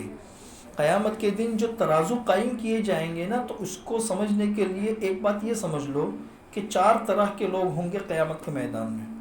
کتنی طرح کے لوگ بھائی؟ 4 طرح کے۔ ایمان والے 2 طرح کے ہوں گے اور بے ایمان 2 طرح کے ہوں گے۔ ایمان والے 2 طرح کے ہوں گے، ایک تو مؤمنین کاملین اور دوسرے ہوں گے مؤمنین غیر کاملین، یعنی کامل ایمان والے اور ایک وہ لوگ کہ جن کے ایمان میں مکمل کمال نہیں ہے۔ اسی طریقے سے بے ایمان میں بھی یہ دونوں قسمیں ہوں گی کہ کامل بے ایمان اور ناقص بے ایمان۔ تو دونوں طرف کے جو کامل لوگ ہوں گے نا، ایمان میں کامل اور بے ایمانی میں کامل، ان کے لیے تو کوئی ترازو ہوگی ہی نہیں۔ جو کامل ایمان والے ہوں گے وہ بغیر حساب کتاب اور وزن اعمال کی جنت میں داخل کر دیے جائیں گے۔ جیسے وہ مشہور روایت ہے جس میں حضور اکرم صلی اللہ علیہ وسلم نے ارشاد فرمایا کہ میری امت کے 70,000 لوگ ہوں گے جو بغیر حساب کتاب کی جنت میں داخل ہو جائیں گے، اس لیے کہ کوئی گناہ ہے ہی نہیں اور ان کے اوپر کسی کا کوئی حق بھی نہیں ہے، تو وہ لوگ ایمان کامل والے ہیں، تو ترازو کی ضرورت بھی نہیں، بغیر ترازو کے وہ لوگ جنت میں داخل کر دیے جائیں گے۔ اچھا، جو بے ایمان کامل درجے کے ہوں گے تو ان کو بھی ترازو کی ضرورت نہیں ہے، ان کی بے ایمانی کامل، ان کے پاس کوئی نیکی ہے ہی نہیں، تو ان کو سیدھا جہنم میں داخل کر دیا جائے گا۔ بیچ کے جو لوگ ہیں ایمان ناقص والے یعنی غیر کامل اور بے ایمان ناقص والے، ان دونوں کے لیے ترازو قائم کی جائے گی۔ جو ایمان والے ناقص ہوں گے، ظاہر سی بات ہے ان کے ذمے کسی کا کوئی حق ہے یا کچھ گناہ بھی ہے، تو پھر ان کے لیے وزن اعمال کی ضرورت پڑے گی۔ اور جو بے ایمان ناقص کا مطلب یہ ہے کہ انہوں نے اچھے کام بھی کیے تھے، ان کو اچھے کاموں سے امید تھی کہ بھئی ہمارے اچھے کاموں سے ہم کو کچھ نہ کچھ ملے گا، تو اللہ تبارک و تعالیٰ ان کو دکھانے کے لیے ان کے اعمال کا وزن کرے گا تاکہ وہ دیکھ لے کہ ان کے اعمال کا کوئی وزن نہیں ہے، یہاں پہ سیٹسفائی ہو جائے وہ لوگ۔ اس لیے کہ وہاں پہ وزن کے لیے سب سے پہلی شرط تھی ایمان کی، اور وہ ایمان ان کے پاس میں ہے ہی نہیں۔ جیسے ہمارے دادا حضرت مولانا عمر صاحب پالن پور رحمۃ اللہ علیہ مثال دیتے تھے کہ آپ ٹرین میں سفر کر رہے ہیں اور آپ کے پاس میں 50 کلو کا بستر بھی ہے، 30 کلو کی سوٹ کیس بھی ہے، ٹی ٹی آیا آپ کے پاس میں اور اس نے آ کر کہا کہ بھائی ٹکٹ دکھاؤ۔ اس نے کہا کہ بھائی آپ چھوٹی سی ٹکٹ کے ٹکڑے کے پیچھے پڑے ہوئے ہو، 1 تولہ بھی اس کا وزن نہیں ہے، دیکھو 30 کلو کا سوٹ کیس میرے پاس میں ہے، 50 کلو کی پیٹی میرے پاس میں ہے، اس کو دیکھو نا۔ تو ٹی ٹی کہے گا کہ وہ سب چیزیں بعد میں دیکھوں گا، پہلے چھوٹی سی ٹکٹ دکھا دیں مجھے، نہیں ہے تو اگلے اسٹیشن کے اوپر اتار دے گا، چل بھائی تیرا سارا سامان لے کے نیچے اتر، ہے تو آگے بڑھ جاؤ۔ تو کتنے ہی بڑے بڑے اعمال لے کر جائے انسان، لیکن وہاں آگے لے جانے کے لیے ان تمام سامانوں کو ٹکٹ کی ضرورت پڑے گی، جو ہے ایمان۔ وہ ہے تو چلو آگے، نہیں ہے تو ان تمام اعمال کا کوئی ویلیو نہیں ہے نا بھائی۔ وقال مجاہد رحمۃ اللہ علیہ کہتے ہیں القسطاس العدل بالرومیہ، کہ قسطاس اور قسطاس یہ رومی زبان کے اندر ہے اور اس کا ترجمہ ہے عدل اور انصاف۔ ویقال، اور دوسری چیز کہتے ہیں قسط اور قسط۔ قسط جو ہے نا یہ مقسط کا مصدر ہے، دیکھو ایک ہے مقسط، اس کا مطلب ہے عادل اور انصاف کرنے والا، قرآن کریم میں ہے ان اللہ یحب المقسطین، اللہ تبارک و تعالیٰ انصاف کرنے والوں سے محبت کرتے ہیں۔ اور دوسرا ہے قاسط، قاسط کا مطلب جائر اور ظالم۔ وَأَمَّا الْقَاسِطُونَ فَكَانُوا لِجَهَنَّمَ حَطَبًا، کہ جو ظالم لوگ ہوں گے تو وہ جہنم کا ایندھن ہوں گے۔ وَأَمَّا الْقَاسِطُونَ فَكَانُوا لِجَهَنَّمَ حَطَبًا، تو یہاں پہ وَنَضَعُ الْمَوَازِينَ الْقِسْطَ جو ہے، تو یہ جو قسط ہے یہ مقسط سے ہے، یعنی انصاف کرنے والا. تو انصاف کے ترازو ہم قائم کریں گے تاکہ سب کو ان کا صحیح حق دے دیا جائے. پھر حدیث بیان کر رہے ہیں امام بخاری رحمۃ اللہ علیہ کہ ہمیں احمد بن اشکاب نے حدیث بیان کی. وہ کہتے ہیں کہ ہمیں محمد بن فضیل نے حدیث بیان کی، اور ان کو عمارہ بن قعقاع نے حدیث بیان کی. عمارہ بن قعقاع کو ابو زرعہ نے حدیث بیان کی. ابو زرعہ کے سامنے ابو ہریرہ رضی اللہ تعالیٰ عنہ نے حدیث بیان کی. ابو ہریرہ رضی اللہ تعالیٰ عنہ ارشاد فرماتے ہیں کہ حضور اکرم صلی اللہ علیہ وسلم نے بیان کیا کہ کلمتان دو کلمے ہیں، دو کلمے. اس کی 3 صفات یہاں پہ بیان کی ہے. پہلی صفت بیان کی ہے حبیبتان الی الرحمن، کہ وہ دونوں کلمے رحمان کو محبوب ہیں. رحمان کو اللہ تعالیٰ کی 99 صفات میں سے یہاں پہ رحمان کا لفظ جو استعمال کیا ہے وہ یہی بتانے کے لیے کہ چونکہ رحمان رحم کرنے والا ہے، اس لیے اس کی رحمت کا یہ تقاضا ہے کہ وہ اس بات کو بتا دے کہ جو یہ پڑھے گا اس پر میں رحم کروں گا. بہرحال 2 کلمے ہیں جس کی پہلی صفت ہے رحمان کو بڑے محبوب ہے. اچھا، عام طور پر لوگ انسان سمجھتا ہے کہ چلو اللہ کو محبوب عمل ہے تو کتنا مشقت والا ہوگا، اس لیے آگے کہا کہ خفیفتان علی اللسان، کوئی بہت مشکل نہیں ہے اس پر عمل کرنا، زبان کے اوپر بہت ہلکے ہیں وہ. پھر انسان کو یہ ہوتا ہے کہ چلو زبان پر اتنے ہلکے ہیں تو پھر ان کا تو کوئی وزن ہوگا ہی نہیں. تو اللہ تعالیٰ حضور اکرم صلی اللہ علیہ وسلم نے ارشاد فرمایا ثقیلتان فی المیزان، میزان اور ترازو کے اندر بہت وزنی ہے، بہت وزنی. یہ 3 صفات بیان کرنے کے بعد پھر وہ 2 کلمے بتائے. 2 کلمے کون سے ہیں؟ سبحان اللہ و بحمدہ، اللہ کی ذات پاک ہے اور اللہ کی ذات قابل تعریف ہے. سبحان اللہ العظیم، اور اللہ تبارک و تعالیٰ پاک ہے جو بڑی عظمت والا ہے. اللہ تبارک و تعالیٰ پاک ہے جو بڑی عظمت والا ہے. دیکھو یہ جو 2 جملے ہیں، ان 2 جملوں کے اندر غور کرو کہ پہلے جملے میں اللہ تبارک و تعالیٰ کی تعریف ہے اور دوسرے جملے میں اللہ تبارک و تعالیٰ کی تعظیم ہے. اللہ تبارک و تعالیٰ کی تعریف یعنی اللہ تبارک و تعالیٰ کمال کی صفات کا حامل ہے، اور اللہ تعالیٰ کی تعظیم کا مطلب یہ ہے کہ اللہ تبارک و تعالیٰ جلال والے صفات کے حامل ہے. جو انسان اللہ تبارک و تعالیٰ کے جمال والے صفات کو اپنے ذہن میں رکھے گا، اللہ تعالیٰ کی محبت پیدا ہوگی، اور جو اللہ تبارک و تعالیٰ کی عظمت والے صفات کو اپنے ذہن میں لائے گا، اللہ تعالیٰ کا ڈر اس کے اندر پیدا ہوگا.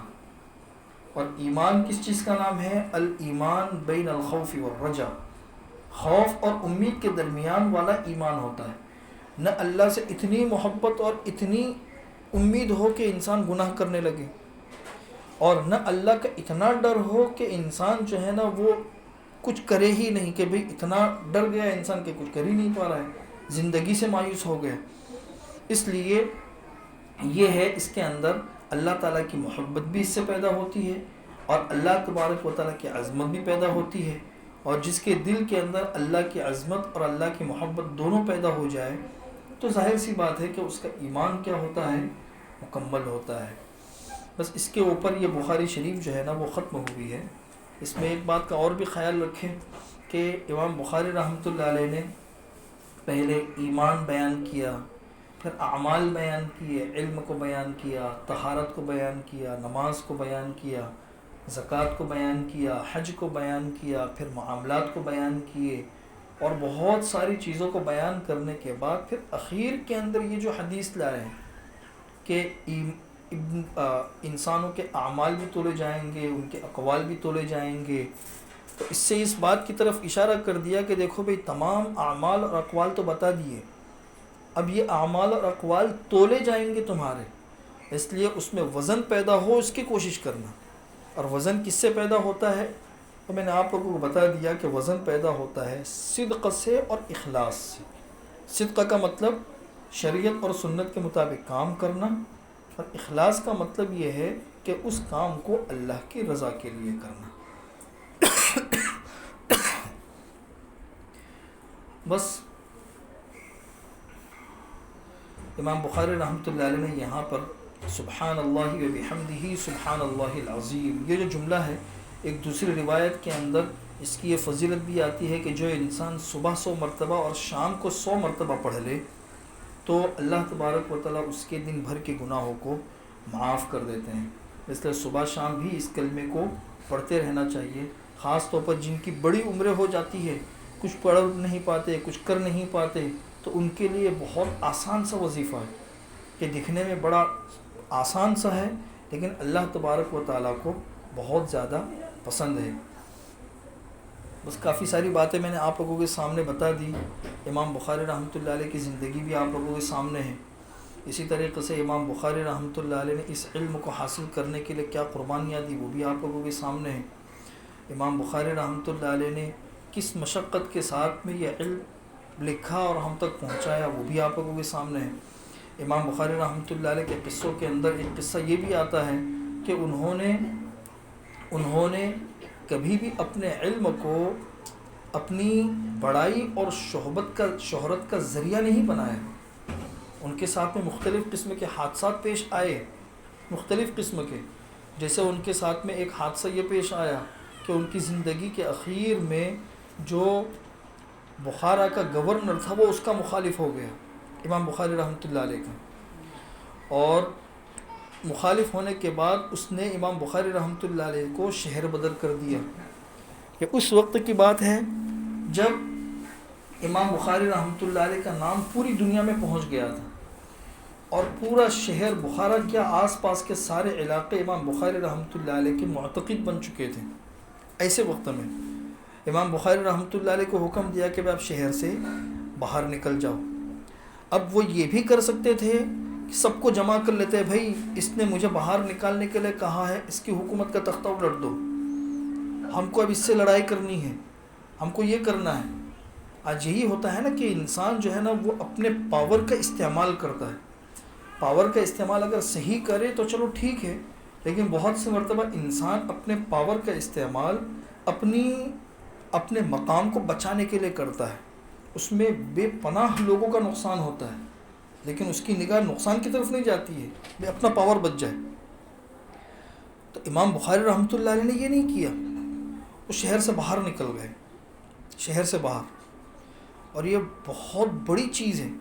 انسان کے اندر جب مرتبے کی محبت ہوتی ہے نا وہ سب سے اخیر میں نکلتی ہے، سب سے اخیر میں.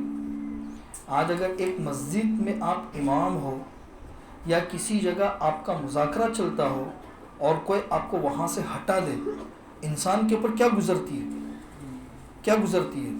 انسان اپنی انا کے اوپر آ جاتا ہے، اور اسی وقت میں سمجھ میں آتا ہے کہ انسان کا کتنا تزکیہ ہوا ہے اور انسان کا دل کتنا صاف ہے، اور اس کے دل کے اندر مقام اور مرتبے کی کتنی محبت ہے. بڑی بے عزتی ہوتی ہے، لیکن اگر دل کے اندر آخرت کے استحضار ہے انسان پیچھے ہٹ جاتا ہے. چلو بھئی دین کا نقصان نہ ہو، لوگوں کا نقصان نہ ہو، میرے اکیلے کا نقصان ہے نا. حضرت گنگوہی رحمۃ اللہ علیہ کے بارے میں آتا ہے کتنا بڑا انسان گزرا ہے حضرت گنگوہی رحمۃ اللہ علیہ. دور حدیث کی ساری کتابیں وہ اکیلے پڑھاتے تھے، ساری کتابیں، صرف بخاری نہیں، ساری کتابیں. تو وہ جس مسجد میں پڑھاتے تھے اس مسجد کے متولی آئے اور انہوں نے کہا کہ حضرت ہمارا مشورہ ہوا ہے کہ تم یہاں سے نکل جاؤ، ہم تم کو یہاں پہ نہیں رکھ سکتے، تمہارا درس بند، تمہارا بیان بند. تو یہ نہیں کہ بھئی سب کو جمع کر کے بھئی ہم تو اب لڑیں گے اپنے حق کے لیے، نہیں. ایک ذرہ برابر بھی انہوں نے مقابلہ نہیں کیا حضرت گنگوہی رحمۃ اللہ علیہ نے. بس فوراً اپنے طلباء سے کہا کہ بھئی باہر چبوترا ہے، اب انشاءاللہ ہمارا درس باہر چبوترے پر ہوا کرے گا. باہر چبوترے کے پر چلے گئے، مسجد اسی وقت میں 1 منٹ کے اندر خالی کر دی. نہ لڑائی کی، نہ جھگڑا کیا، کچھ بھی نہیں. آ رہی نہیں سمجھ میں بات؟ بہت بڑی چیز ہے. علم کا حاصل کر لینا بھی آسان ہے، تقریریں کر لینا بھی آسان ہے، اپنا مقام اور شہرت بٹھا دینا بھی آسان ہے، لیکن جب ایسے وقت میں ذک پہنچتی ہے نا انسان کے دل کے اوپر، اس وقت میں انسان اپنے آپ کو کنٹرول کر لے، اور یہ پوری زندگی میں 2-3 مرتبہ ہی ایسا جھٹکا آتا ہے انسان کے اوپر، 2-3 ہی مرتبہ، اس وقت میں اگر انسان نے اپنے آپ کو سنبھال لیا تو وہ کتنا آگے چلا جائے گا کوئی تصور ہی نہیں کر سکتا۔ دیکھو امام بخاری کتنے آگے چلے گئے، آج دنیا نے دیکھ لیا نا کتنے آگے چلے گئے۔ حضرت گنگوئی رحمۃ اللہ علیہ کتنے آگے چلے گئے، دیکھ لیا؟ ہاں بھائی، نہیں دیکھا۔ امام مالک رحمۃ اللہ نے جب موطا لکھی تو ان کی حریفائی میں بہت سارے لوگوں نے لکھا، ارے یار مالک کا نام ہو رہا ہے، بھائی ہم بھی تو لکھ سکتے ہیں، ارے اس کی تقریر کی بڑی دھوم ہے، ارے بھائی ہم بھی تو کر سکتے ہیں، ہم اپنے بچوں کو آگے بڑھاتے ہیں، ہم یہ کرتے ہیں، ہم بھی لکھتے ہیں۔ تو لوگوں نے حضرت امام مالک رحمۃ اللہ علیہ سے جا کر کہا کہ حضرت دیکھو تمہاری حریفائی کے اندر کتنی ساری کتابیں آ رہی ہے۔ امام مالک رحمۃ اللہ علیہ نے صرف ایک ہی جملہ کہا، صرف ایک ہی جملہ، یہ نہیں کہ لڑائی کرنے پر اتر گئے کہ تم میری حریفائی کے اندر اترے ہوئے ہو، تم حب جاہ والے ہو، یہ سب چیزیں نہیں۔ امام مالک رحمۃ اللہ علیہ نے کہا کہ آنے والا زمانہ بتا دے گا کہ کس نے اخلاص کے ساتھ میں لکھی تھی، بس اتنا ہی کہا۔ آنے والا زمانہ بتا دے گا کہ کس نے اخلاص کے ساتھ میں لکھا تھا۔ چنانچہ آج اتنی صدیاں گزرنے کے بعد موطا کے حریفائی میں جتنی کتابیں لکھی گئی تھی اس میں سے کسی کو کوئی بھی نہیں جانتا ہے۔ موطا امام مالک درس نظامی کے اندر موجود ہے۔ اس لیے اپنے کو دکھاؤ مت، اپنی شان مت بناؤ، اپنی حیثیت مت بناؤ، اپنے کو اللہ کے لیے بے حیثیت کر دو، بس یہی اصل کام ہے۔ اپنے کو اللہ کے لیے بے حیثیت کر دو، بس یہی اصل کام ہے اور یہی میرا اصل پیغام ہے۔ ہم نیچے آ جائے تو بھی اللہ کے لیے کرتے رہیں گے، اوپر چلے جائے تو بھی اللہ کے لیے کام کرتے رہیں گے۔ مولانا قاسم نانوتوی رحمۃ اللہ علیہ کہتے ہیں کہ میں تو سمجھتا ہوں کہ ہمارے یہاں پہ پڑھانے والا، بخاری پڑھانے والا اور فارسی اول پڑھانے والا سب برابر ہے۔ انسان کے اخلاص کی وجہ سے اللہ تبارک و تعالیٰ کے یہاں پہ اس کا مقام ہوتا ہے۔ اس لیے بس انہی باتوں پر میں اپنی بات کو ختم کرتا ہوں، کافی وقت بھی ہو گیا، آپ لوگ بھی کافی دیر سے بیٹھے ہوئے ہیں۔ اللہ تبارک و تعالیٰ ہمیں اس علم کی نورانیت نصیب فرمائے، اور جو بچے یہاں سے فارغ ہو رہی ہے اللہ تبارک و تعالیٰ انہیں بھی دن دن رات چوگنی ترقیات سے نوازے۔ انشاءاللہ ابھی میں دعا کرا دیتا ہوں۔ ختم بخاری پر دعائیں قبول ہوتی ہیں اور بڑوں کا معمول بھی رہا ہے۔ کسی زمانے میں دارالعلوم دیوبند کے اندر یہ معمول تھا کہ جب بھی عمومی مصائب آتے تھے مسلمانوں پر یا کوئی خاص حادثے پیش آتے تھے تو وہ باقاعدہ ختم بخاری کر کے پھر اس کے بعد دعا کا اہتمام کرتے تھے۔ تو ختم بخاری کے وقت میں بھی دعائیں قبول ہوتی ہے، پورے سال ان لوگوں نے پڑھا ہے، تو آج ان کی برکت سے بہت سو کی دعائیں قبول ہو جائے گی۔ اس لیے دعا کرنے کے لیے بیٹھ جائے، اور اگر کسی کو کوئی تکلیف نہ ہو تو وہ دو زانو ہو کے بیٹھ جائے، جس طریقے سے تہجد اور جس طریقے سے تحیات میں بیٹھتے ہیں، اور اگر کسی کو بیٹھنے میں تکلیف ہے تو پھر عام طریقے سے بیٹھ سکتے ہیں۔ دعا کر لیں۔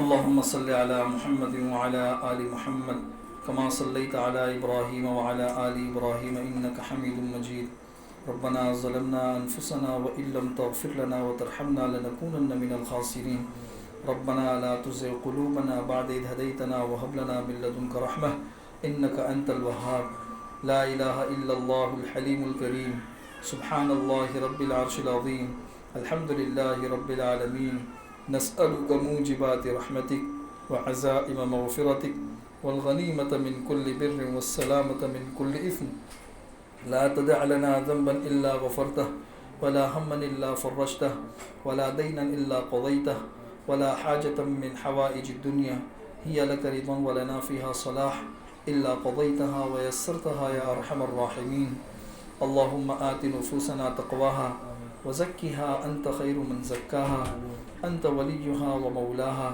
اللهم إنا نعوذ بك من علم لا ينفع ومن قلب لا يخشع ومن عين لا تدمع ومن دعوة لا يستجاب لها اللهم يا من لا تراه العيون ولا يصفه الواصفون ولا تخالطه الظنون ولا تغيره الحوادث ولا يخشى الدوائر، يعلم مثاقيل الجبال ومكاييل البحار وعدد قطر الأمطار وعدد ورق الأشجار وعدد ما أظلم عليه الليل وأشرق عليه النهار، يا من لا تواري منه سماء سماء ولا أرض أرضا ولا جبل ما في قعره ولا بحر ما في وعره.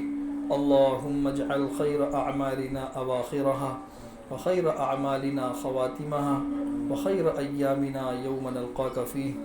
اللهم أصلح لنا ديننا الذي هو عصمة أمرنا، وأصلح لنا دنيانا التي فيها معاشنا، وأصلح لنا آخرتنا التي إليها معادنا، واجعل الحياة زيادة لنا في كل خير، واجعل الموت راحة لنا من كل شر. اللهم إنا نعوذ بك من علم لا ينفع، ومن قلب لا يخشع، ومن عين لا تدمع، ومن دعوة لا يستجاب لها.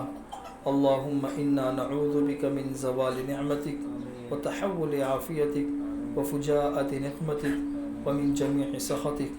اللهم إنا نعوذ بك من جهد البلاء ومن درك الشقاء ومن شماتة الأعداء ومن سوء المنظر وفجاءة الموت. اللهم قسم لنا من خشيتك ما تحول به بيننا وبين معاصيك، ومن طاعتك ما تبلغنا به جنتك، ومن اليقين ما تهون به علينا مصائب الدنيا. اللهم متعنا بأسماعنا وأبصارنا وقواتنا أبدا ما أحييتنا، واجعلها الوارث منا، واجعل ثأرنا على من ظلمنا، وانصرنا على من عادانا، ولا تجعل الدنيا أكبر همنا ولا مبلغ علمنا ولا إلى النار مصيرنا، ولا تسلط علينا بذنوبنا من لا يخافك فينا ومن لا يرحمنا. اے اللہ ہمارے گناہوں کو معاف فرما، اے اللہ ہمارے خطاؤں سے درگزر فرما، اے اللہ ہم سب کے سارے گناہوں کو معاف فرما دے، صغیرہ کبیرہ گناہوں کو معاف فرما دے، جان کر انجان کر کیے ہوئے گناہوں کو معاف فرما دے، دن اور رات میں ہونے والے گناہوں کو معاف فرما دے، جاہی اور باہی گناہوں کو معاف فرما دے۔ اے اللہ کچھ گناہ ایسے ہیں جو ہم کر کے بھول چکے ہیں لیکن آپ نہیں بھولے، کچھ گناہ وہ ہے جو ہم کر کے بھولے نہیں ہیں۔ اے اللہ ہر طرح کے گناہوں کو معاف فرما دے۔ اے اللہ گناہوں کی دلدل سے ہمیں نکال دے اور طاعات کی سڑکوں کے اوپر ہمیں ڈال دے، گناہوں کی دلدل سے نکال دے، طاعات کی سڑکوں کے اوپر ہمیں ڈال دے۔ اے اللہ ہمارے گناہ آسمان کی چھتوں کو بھی چھونے لگے، اے اللہ آسمان کی چھتوں کو بھی اگر چھونے لگے اے اللہ، لیکن آپ کا کوئی نقصان نہیں کر سکتے، اور اگر آپ نے ہمیں معاف کر دیا تو ہم غریبوں کا بھلا ہو جائے گا۔ اے اللہ ہم سب کے سارے گناہوں کو معاف فرما دے۔ اے اللہ اتنا بڑا مجمع ہے، اس علاقے کے کسی کریم کے دروازے پر چلا جائے، اس کریم کے لیے روپیہ دینا جتنا آسان ہے اس سے زیادہ آپ کے لیے ہدایت کا دینا آسان ہے۔ اے اللہ عافیت کے ساتھ ہم سب کی جھولیوں کے اندر ہدایت بھر دے۔ اے اللہ عافیت کے ساتھ ہمیں نیک بنا دے، ہمیں ایک بنا دے، ہماری نمازوں کو درست فرما دے، ہماری نمازوں میں خشوع و خضوع پیدا فرما دے، علم والی زندگی ہم کو نصیب فرما دے، اخلاص والا عمل ہمیں نصیب فرما دے، آپ کی بارگاہ میں قبول ہونے والی دعائیں ہمیں نصیب فرما دے۔ اے اللہ حضرت عمر رضی اللہ تعالیٰ عنہ جب بیت اللہ کا طواف کرتے تھے تو یہ دعا مانگا کرتے تھے کہ اے اللہ اگر آپ نے میرا نام سعید اور نیک بختوں میں لکھا ہو تو میرا نام انہی میں لکھے رکھیو، اور اگر آپ نے ہمارا نام شقی اور بدبختوں میں لکھا ہو تو ان کی فہرست سے ہمارا نام مٹا دینا، اور نیک لوگوں کی فہرست میں ہمارا نام لکھ لینا، اس لیے کہ لکھنا بھی تیرا کام ہے، مٹانا بھی تیرا کام ہے، لوح و قلم بھی تیرے پاس میں ہے۔ اے اللہ آپ کے لیے ہر چیز آسان ہے۔ اے اللہ جہنم کے دروازوں سے ہمارے ناموں کو مٹا دے اور جنت کے دروازوں کے اوپر ہم سب کے ناموں کو لکھ لے۔ اے اللہ ہمیں آپ کی رحمت تک پہنچنا ہو تو بہت سارے واسطوں کی ضرورت ہے، اور اگر آپ کی رحمت کو ہم تک پہنچنا ہو تو کسی واسطے کی ضرورت نہیں ہے۔ اے اللہ عافیت کے ساتھ آپ کی رحمت کے اندر ہم سب کو ڈھانپ لے، آپ کی رحمت کے اندر ہم سب کو ڈھانپ لے۔ اے اللہ جس کرم سے آپ نے ہمیں یہاں پہ جمع فرمایا ہے، اپنے اسی کرم سے جنت الفردوس میں قیامت تک آنے والی ہماری ساری نسلوں کے ساتھ ہم سب کو جمع فرما دے۔ قیامت تک آنے والی ہماری نسلوں کے اندر کوئی ملحد پیدا نہ ہو، کوئی مشرک پیدا نہ ہو، کوئی بدعتی اور فاسق پیدا نہ ہو، کوئی ظالم اور جابر پیدا نہ ہو، اس کے غیب سے صورت اور شکل پیدا فرما دے۔ قیامت تک آنے والی ہماری نسلوں کے اندر دین کے علماء پیدا ہو، محدثین اور مفسرین پیدا ہو، نیک دل تاجر پیدا ہو، اے اللہ نیک دل لوگ پیدا ہو، تجھے پہچاننے والے لوگ پیدا ہو، شریعت اور سنت کا احترام کرنے والے لوگ پیدا ہو، اس کے غیب سے صورت اور شکل پیدا فرما دے۔ اے اللہ اس مدرسے کو قبول فرما لے، دن دن رات چوگنی ترقیات سے نواز دے۔ اے اللہ جو یہاں کے منتظمین ہیں، یہاں کے معلمات ہیں، یہاں سے پڑھنے والی بچیاں ہیں، یہاں سے فارغ ہونے والی بچیاں ہیں، اے اللہ عافیت کے ساتھ ان سب کی محنتوں کو قبول فرما لے، ان سب کی محنتوں کو قبول فرما لے۔ اے اللہ دن دن رات چوگنی ان کو ترقیات سے نواز دے، ان کو اخلاص نصیب فرما دے، ان کو قبولیت نصیب فرما دے، اپنے دین کا کام عافیت کے ساتھ ان سے لے لے۔ اے اللہ ان کو ہادی بھی بنا، ان کو مہدی بھی بنا۔ اے اللہ عافیت کے ساتھ ان کو ہادی بھی بنا، ان کو مہدی بھی بنا، ہدایت پر رہنے والا بھی بنا دے، اور ان کے ذریعے لوگوں کو ہدایت ملے اس کی بھی غیب سے صورت اور شکل پیدا فرما دے۔ اے اللہ اس مجمع میں جو پریشان حال ہو عافیت کے ساتھ ان کی پریشانیوں کو دور فرما دے، جو مقروض ہو عافیت کے ساتھ ان کے قرضوں کے ادا ہونے کے غیب سے صورت اور شکل پیدا فرما دے، جو ذہنی الجھنوں میں مبتلا ہو عافیت کے ساتھ ذہنی الجھنوں سے ان کو نجات نصیب فرما دے۔ اے اللہ جو کسی بھی قسم کی تکلیفوں میں مبتلا ہو عافیت کے ساتھ ان کو ان تکلیفوں سے نجات نصیب فرما دے۔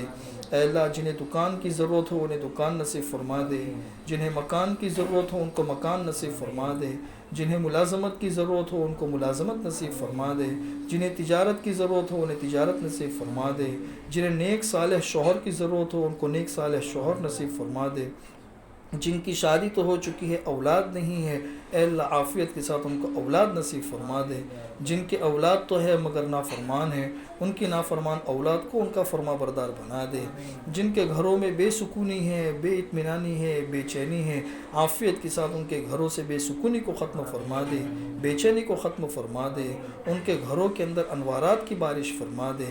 اے اللہ ہمارے گھروں سے ٹی ویوں کو ختم فرما دے، ہمارے گھروں سے غفلتوں کو ختم فرما دے، ہمارے معاشرے سے بے حیائی کو ختم فرما دے، پردے والی زندگی، پردے والی زندگی، پردے والی زندگی ہم سب کو نصیب فرما دے، شریعت اور سنت کے مطابق زندگی گزارنا ہم سب لوگوں کے لیے آسان فرما دے۔ اے اللہ پوری دنیا میں مسلمانوں پر جو بھی حالات ہے، جہاں پر بھی ہے، جس طرح سے بھی ہے، اے اللہ ان حالات کو ختم فرما دے، ظلم کو ختم فرما دے، ظلم کی چادروں کو لپیٹ دے، عدل اور انصاف کو عام فرما دے، اے اللہ بے اطمینانی کو ختم فرما دے اور امن اور امان کو عام فرما دے، امن اور امان کو عام فرما دے، مسلمانوں کی خانقاہوں کی حفاظت فرما دے، مدارس کی حفاظت فرما دے، مساجد کی حفاظت فرما دے، اسلامی ممالک کی حفاظت فرما دے، ہماری بہو بیٹیوں کی حفاظت فرما دے، ان کی عزتوں کی حفاظت فرما دے، مسلمانوں کی جائیدادوں کی حفاظت فرما دے، مسلمانوں کی عزتوں کی حفاظت فرما دے، جوانوں کی جوانیوں کی حفاظت فرما دے۔ اے اللہ امت کی صلاحیت کو ضائع ہونے سے بچا لے، اے اللہ امت کی صلاحیت کو ضائع ہونے سے بچا لے، امت کی صلاحیت کو ضائع ہونے سے بچا لے۔ اے اللہ ہمیں بہت کچھ مانگنا ہے، ہم مانگتے مانگتے تھک جائیں گے لیکن آپ دیتے دیتے نہیں تھکیں گے۔ میرے مولا جو ہم نے مانگا وہ بھی عطا فرما دے، جو مانگنے سے رہ گیا وہ عطا فرما دے، اور اے اللہ اپنے فضل و کرم سے ہمارے ساری دعاؤں کو بے انتہا قبول فرما۔ اللہم انا نسألک من خیر ما سألک منہ عبدک و نبیک سیدنا محمد صلی اللہ علیہ وسلم، ونعوذ بک من شر ما استعاذک منہ عبدک و نبیک سیدنا محمد صلی اللہ علیہ وسلم۔ انت المستعان وعلیک البلاغ ولا حول ولا قوة الا باللہ العلی العظیم۔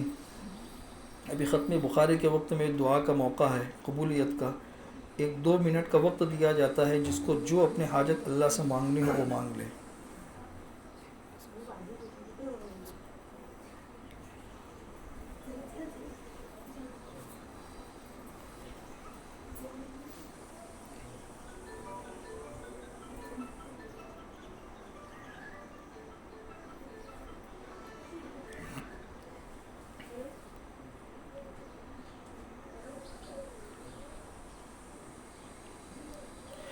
ان اللہ وملائکتہ یصلون علی النبی يا أيها الذين آمنوا صلوا عليه وسلموا تسليما سبحان ربك رب العزة عما يصفون وسلام على المرسلين والحمد لله رب العالمين.